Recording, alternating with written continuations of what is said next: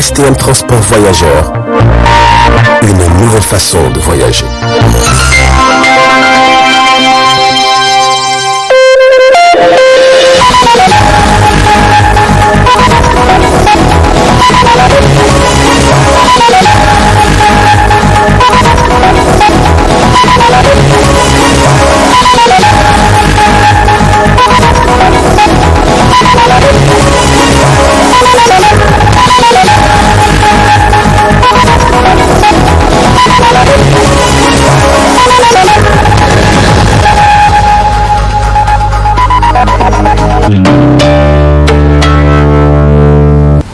Messieurs, dames, bonsoir et ravi de vous retrouver à travers cette édition d'information du soir sur Tambra Télévision. Cela dit, le ministère de la Santé publique a organisé ce matin une conférence de presse. Objectif, informer la population sur la situation actuelle du Covid-19 dans notre pays. Plus de précisions avec Haïssa Adamou sur les images de Ibrahim Kantama. Cette conférence de presse qui a rassemblé plusieurs médias a permis aux autorités sanitaires d'informer et sensibiliser la population sur la situation actuelle au Covid-19. Dans son introduction, le ministre de la Santé publique affirme que l'on assiste de plus en plus ces derniers jours à une recrudescence des cas de contamination au virus. À la date du 1er décembre 2020, la situation épidémiologique se présente comme suit. Sur un total de 46 552 tests réalisés, 1586 cas ont été notifiés, avec malheureusement 75 décès, 1219 sorties guéries et actuellement 292 cas actifs qui sont sous traitement. L'ensemble des 8 régions du Niger ont été touchées avec Niamey comme épicentre qui a enregistré environ 77% des cas. Après le pic observé au mois d'avril et mai 2020, la situation s'est nettement améliorée au cours des mois d'août à octobre 2020. Depuis l'ouverture des frontières aériennes le 1er août 2020, les cas enregistrés sont en grande partie des voyageurs demandeurs de tests PCR Covid-19. Cependant, au cours du mois de novembre et plus précisément ces dernières semaines, nous assistons à une recrudescence des cas. En effet, le nombre de cas mensuels enregistrés est passé de 41 cas en août à 327 cas en novembre 2020, soit 8 fois plus de cas. La majorité de cas sont des cas asymptomatiques. 3 régions sont concernées par cette augmentation, celle de Niamey qui est en tête, Tillabéri et Agadez. Aussi, sur les 327 cas du mois de novembre, 277 sont de la région de Niamey, soit 85%. Plus de la moitié de cas sont des voyageurs demandeurs des tests PCR Covid-19 et le reste est constitué des cas contacts de ces demandeurs de PCR positifs et quelques cas d'alerte. Une analyse faite sur le contact des voyageurs positifs sur les 4 derniers mois a montré un taux de positivité moyen de 6%, variant de 1,1% en août à 8,9% en novembre. Cela veut dire que le virus circule au niveau de notre communauté. La représentante de l'Organisation mondiale de la santé OMS au Niger, en répondant aux questions des journalistes, a rassuré que des mesures sont en cours pour faire face au retour de la pandémie du Covid-19. S'agissant des vaccins, au niveau mondial, il y a 47 candidats vaccins qui sont actuellement en train d'être testés sur l'homme au niveau mondial. Pour le moment, il y a 3 qui sont très avancés et qui pourraient être produits au premier trimestre 2021. Et le Niger est très avancé dans ce processus-là parce que nous travaillons avec Gavi et tous les autres partenaires, l'Alliance Gavi qui est l'alliance qui s'occupe des vaccins.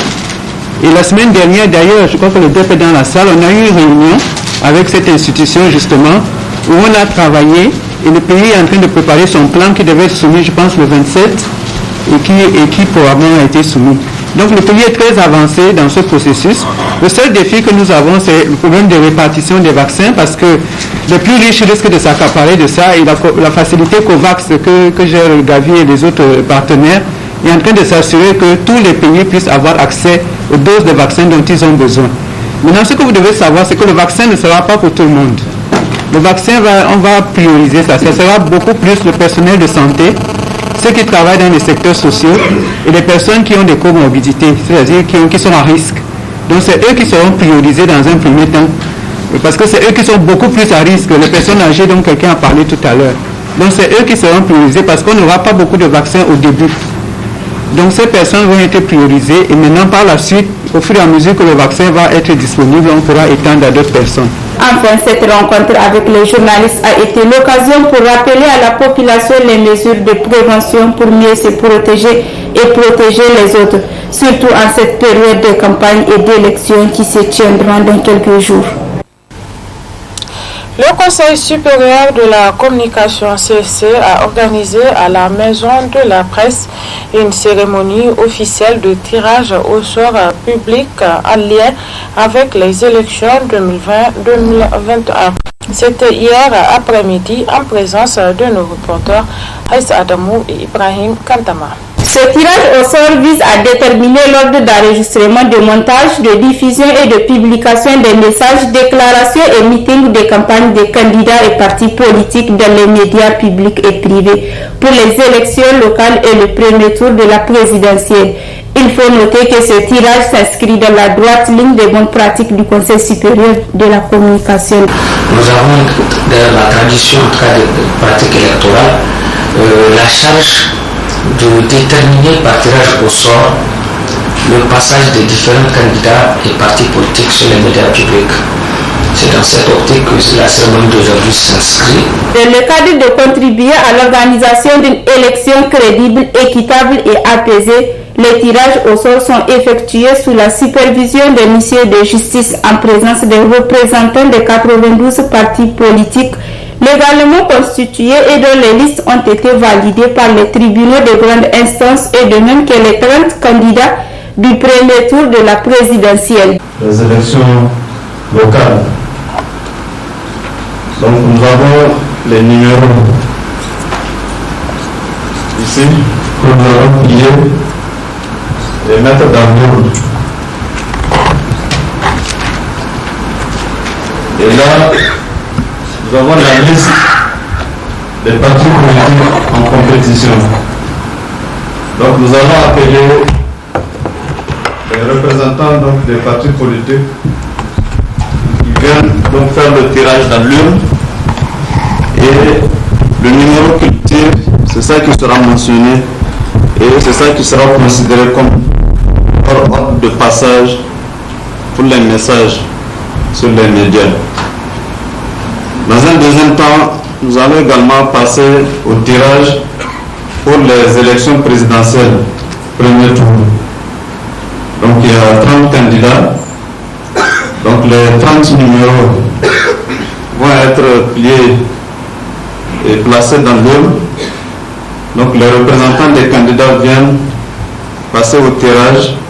Donc c'est le numéro qu'ils tirent qui sera donc leur numéro d'ordre de passage. À l'issue de ce tirage au sort, la première place est revenue au candidat du parti du PNDS Tarenya Bazoum Mohamed et la dernière à Ibrahim Yakuba de Kishinkasa. Le Conseil supérieur de la communication appelle les partis politiques à la responsabilité de l'enregistrement des messages dans les médias. Politique toujours, la campagne pour les élections locales 2020-2021 s'est ouverte le 2 décembre à minuit. Comment les partis politiques si actifs, éléments de réponse dans ce reportage de Zainab Gagra et Abdelmoumouni Abdraman. Les élections municipales 2020 se tiendront le 13 décembre 2020, conformément au calendrier de la CENI. Les campagnes pour ces élections sont ouvertes ce 2 décembre 2020. On est bien avancé dans les préparatifs. On a fait le matériel de visibilité. tout ce qui permet vraiment aux gens de nous identifier, d'être visibles à travers les 8 régions du Niger, parce que c'est une campagne présidentielle. On essaie d'aller dans toutes les 8 régions du Niger. On a sensibilisé nos sympathisants, parce que je ne dirais pas vraiment militant, ce n'est pas un parti politique, c'est un collectif d'indépendants. On les a sensibilisés sur comment tenir la campagne pendant la période. Il s'agit vraiment de faire d'abord la visibilité des candidats, parce que nous sommes des indépendants, nous avons plus d'efforts à fournir que les partis politiques qui sont installés déjà pendant des années. C'est vrai, maintenant cette année, la grande particularité, je dirais, c'est vraiment ces mesures de restriction dues à la pandémie de la Covid. Ça a beaucoup joué sur vraiment même les préparations des élections, et je suis convaincu que ça va jouer sur la campagne électorale.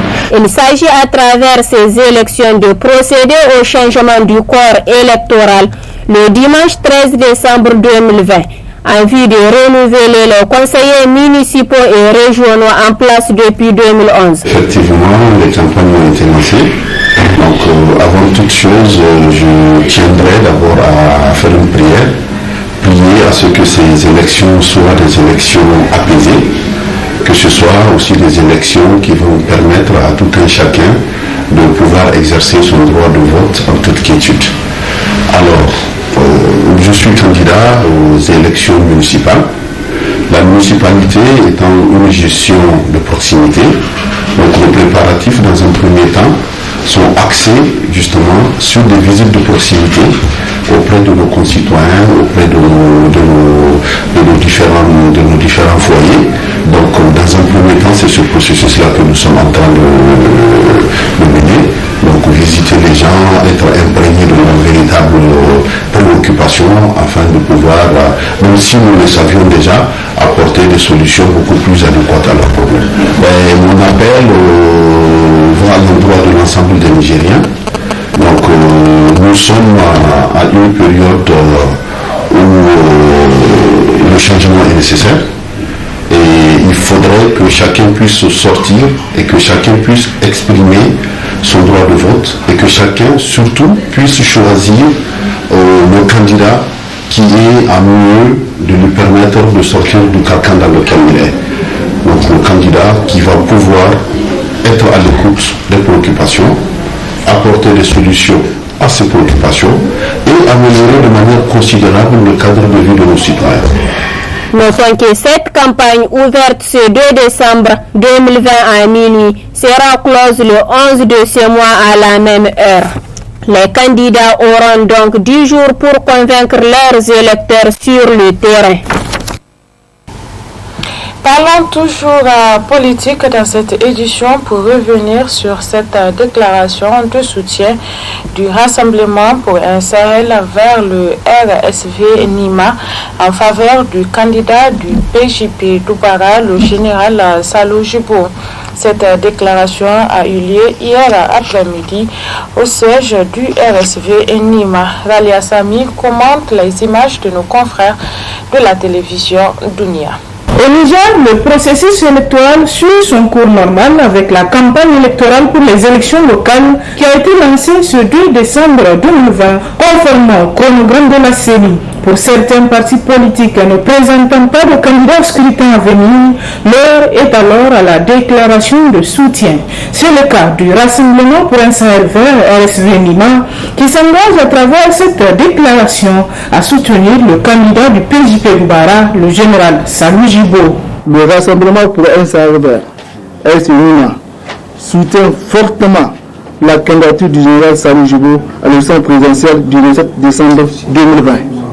Le Rassemblement pour un Sahel vert demande à ses militants et ses sympathisants et au-delà à tous les Nigériens soucieux de l'avenir du pays et de celui des futures générations de se mobiliser pour le succès de la candidature du général Salou Jibo. Car le président Salou Jibo est l'homme de la situation. Enfin, le Rassemblement pour un Sahel vert lance un vibrant appel à tous les candidats pour qu'il mène une campagne responsable, sans diffamation, basée sur les valeurs républicaines, l'intégrité, la probité, l'esprit citoyen et la tolérance. Exhorte la CENI à conduire ces élections dans la transparence et de faire en sorte que chaque électeur puisse exercer son droit de vote et que chaque vote compte conformément à leur serment.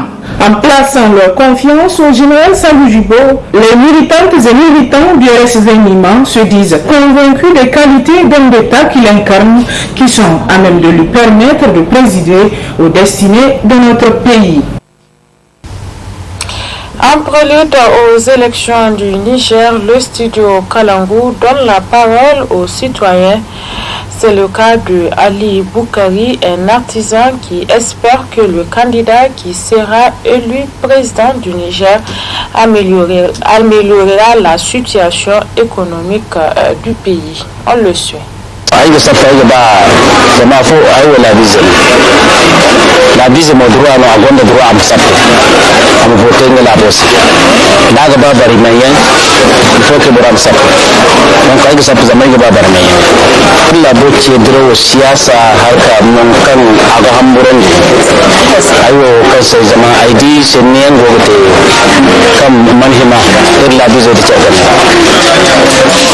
Nigeria ne wo irgo wana dangala bocci Niger wo fami ko lankay bore kulu riji cerba donc fami ko lankon man tinu ndu fono kan dulida dumi wone inga dumi wone be yanje ir Niger sala wodi president yo irgo le bataga illa bo amatun zamala bo bu wodi bo kulu baga surtout irti fanno kan ne be kata ay ir kan artisan son kan covid-19 bo kulu man to gati gato kana dama yawai ine no katri kiliyan manti Nigeria ne yawai no katri kiliyan ine fonde dabu ya mai yawai sibuka so kina be fonde feri ganda fonde man to halka sa afu amuru sabu no go be kan tabu donc irga da president go da furo emir fonde feri to fiima fonde feri te isse an kanga te irma ko étranger irga ko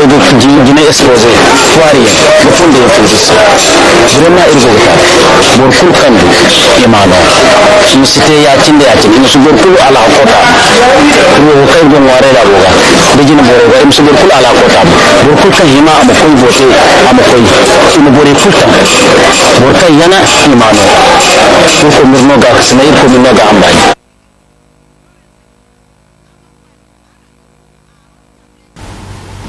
Sur tout un autre plan, en cette période de froid qui s'annonce progressivement, le beurre de karité est très sollicité par la population, notamment chez les femmes et les enfants.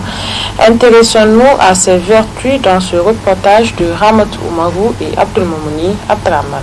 Le beurre de karité est une huile végétale, une substance comestible extrait des fruits du karité. Un arbre poussant principalement dans les savanes arborées de l'Afrique de l'Ouest centrale et de l'Est. C'est donc un peu l'ingrédient à tout faire qui sert particulièrement quand il fait froid. Le beurre de karité, c'est bon pour le corps. Surtout pour les nouveaux-nés, en les utilisant, c'est très efficace. Et pour les massages aussi, c'est bon. Et la fatigue aussi, si tu es fatigué, tu laves. Avant de dormir, tu appliques ça sur ton corps. En réveillant seulement, tu prends le douche, tu vas voir, tu es en pleine forme. Tu as devenu comme un nouveau-né, quoi. Ça, c'est bon pour le corps. Et pour les gras aussi, il peut utiliser. Pour les cheveux aussi, les cheveux qui cassent tout, ça fait travailler. Et ça fait pousser les cheveux aussi. C'est le rôle de ça comme ça. Bon, celle pour du froid là, c'est très bon. Parce que quand on les pousse et tout aussi, et en dormant, surtout la fraîcheur en dormant, on doit appliquer ça sur les narines aussi, sur les oreilles. Contre le froid, c'est très efficace aussi, c'est contre le froid aussi. Il permet de réparer en profondeur les zones abîmées, calmant et apaisant. Le beurre de karité est très efficace. Il lutte contre les irritations et nourrit les zones sèches du visage. Et c'est la fin de cette édition d'information essentiellement consacrée à l'actualité nationale. Merci à vous de l'avoir suivi. Passez d'excellents moments en compagnie de nos programmes. Au revoir.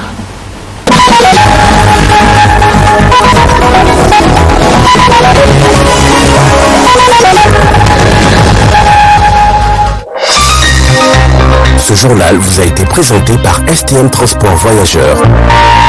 Une nouvelle façon de voyager.